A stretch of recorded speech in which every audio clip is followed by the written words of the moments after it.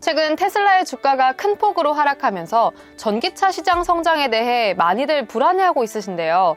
이번 시간에는 전기차 시장 이슈를 점검해보고 향후 전기차 시장 방향에 대해서 박정민 차장님과 함께 이야기 나눠보겠습니다. 안녕하세요, 차장님. 네, 안녕하세요. 네, 반갑습니다. 자, 차장님, 전기차 업종의 주가 상승을 견인했던 대표 회사인 테슬라가 네. 작년 하반기부터 지속적으로 조정을 받으면서 굉장히 큰 폭의 주가 하락이 있었는데요. 이게 먼저 왜 그런 걸까요? 네, 우선 글로벌 증시가 금리 인상, 인플레이션, 러시아 우크라이나 전쟁 등으로 많은 이슈로 인해서 기술주와 성장주 위주의 큰 폭으로 조정을 받았습니다. 여기에 더해서 전기차 대표 기업인 테슬라는 22년도에 역대 최대의 매출과 순이익을 달성했음에도 불구하고 시장보다 더 큰 낙폭을 보이면서 하락을 했습니다. 네. 여러 가지 이유가 있을 텐데요. 좀 나눠서 살펴봐야 할 것 같아요. 네. 먼저 오너 리스크가 있었습니다. 테슬라의 최대 주주인 일론 머스크가 뜬금없이 트위터를 인수하기 위해서 테슬라 주식을 대량 매각하면서 시장에 찬물을 끼얹었고요. 네, 맞습니다. 네. 두 번째로 중국의 강도 높은 코로나 봉쇄 정책으로 인해서 테슬라 중국 공장의 가동이 중단되면서 생산에 큰 차질을 빚었습니다. 또한 원자재 가격이 크게 상승하면서 수익성에도 큰 타격을 받았습니다. 그리고 마지막으로 출시가 예정되어 있던 사이버 트럭 같이 신모델의 출시가 지연되면서 당초 목표로 했던 전기차 인도 실적이 전년 대비 50%에 미치지 못하면서 투심이 악화된 것을 한몫을 했습니다. 네. 이러한 테슬라의 주가 변동성이 확대되면서 전기차 관련 업종 전반에 부정적인 영향을 줬습니다. 정말 다양한 이유가 있었네요. 그렇죠. 네. 자, 그럼 차장님, 말씀해주신 이러한 리스크 때문에 당분간 테슬라의 주가는 좀 부정적으로 흐른다라고 봐도 될까요? 사실 누구도 주식의 바닥이 어딘지 예측하기는 쉽진 않은데요. 네. 그러나 주식을 바라볼 때 그 기업의 내재 가치와 미래 성장성을 저는 봐야 된다고 보고 있습니다. 제가 봤을 때 테슬라는 이미 대내적인 리스크가 노출된 만큼 추가 하락은 좀 제한적이지 않을까 판단을 하는데요. 향후 테슬라의 관전 포인트는 완전 자율주행 기술의 보급과 생산 능력의 확대, 그리고 글로벌 주요 국가들의 정책적인 지원이지 않을까 보고 있습니다.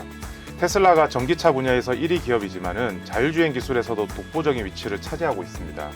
테슬라는 미래의 삶의 형태를 바꾸는 진정한 게임 체인저가 자율주행이라고 보고 자율주행 기술의 확보에 전념하고 있습니다.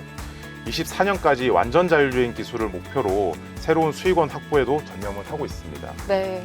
그리고 현재 가동 중인 상하이 공장 증설이 마무리되고 베를린과 텍사스 공장이 가동이 시작이 된다면은 수요를 받쳐주는 공급이 이루어질 것이고요.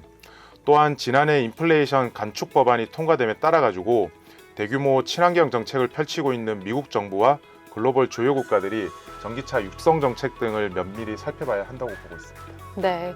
이번 테슬라 이슈로 인해서 전기차 시장 성장에 대한 의구심을 가지는 투자자들이 또 많아졌는데요. 앞으로의 전기차 시장의 방향은 어떻게 예상을 하시는지요? 네, 저는 새로운 산업이 발전하기 위해서는 정부의 정책적인 지원, 그리고 기업의 적극적인 기술 개발, 그리고 소비자들의 구매 욕구가 받쳐줘야 되는 이 3박자가 맞아야 된다고 보고 있습니다. 네. 지금의 전기차 시장은 이 3박자를 너무 잘 맞아 떨어지고 있어요. 먼저 글로벌 주요 국가들이 친환경 시대에 맞춰서 전기차 육성 정책을 적극적으로 지원하고 있습니다. 각국 정부는 부족한 충전소 이슈를 해결하기 위해서 충전 인프라 구축에 박차를 가하고 있습니다. 내연기관 차량 판매를 순차적으로 금지하고 전기차 의무 판매를 확대해 나가고 있고요. 또한 전기차 구매 보조금 혜택뿐만 아니라 세금 감면 혜택까지 확대를 하고 있습니다. 그리고 과거에는 테슬라나 중국의 니오, BYD처럼 순수 전기차 업체만이 전기차를 생산하고 판매가 이루어졌었는데요. 네. 최근에는 기존 완성차 업체들이 전기차 산업에서 도태되지 않기 위해서 사활을 걸고 뛰어들고 있습니다. 주요 완성차 업체들이 완전 전동화를 위해서 수십조 원이 넘는 금액을 투자를 하고 있어요. 네.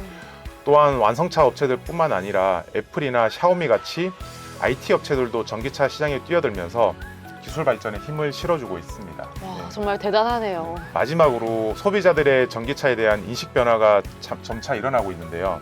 최근 몇 년 사이 우리나라만 하더라도 파란색 번호판이 많이 보이잖아요. 네, 맞아요. 그만큼 전기차에 대한 수요가 폭발적으로 증가하고 있고요. 과거에는 정부 주도하에 특수 소비 계층만이 인위적으로 성장이 이루어졌다면은 최근에는 소비자들의 자발적인 인식 변화에 따라 가지고 일반 소비자까지 확대되면서 전기차 구매 욕구를 자극을 하고 있습니다. 네, 차장님께서 말씀해주신 것처럼 저도 파란색 번호판 정말 많이 네, 보고 네. 있고 또 뉴스에서 전기차 판매량이 계속해서 증가한다는 그런 소식을 본 것 같아요. 네, 맞습니다. 전기차 시장의 성장을 확인할 수 있는 가장 중요한 데이터가 바로 침투율이라는 게 있어요. 네. 전기차 침투율이 30%라는 말은 전체 차량 판매 대수 중에 100대가 판매됐을 때 30대가 전기차라는 말인데요. 이미 전기차 시장을 선도하고 있는 중국은 35%가 넘어섰고요.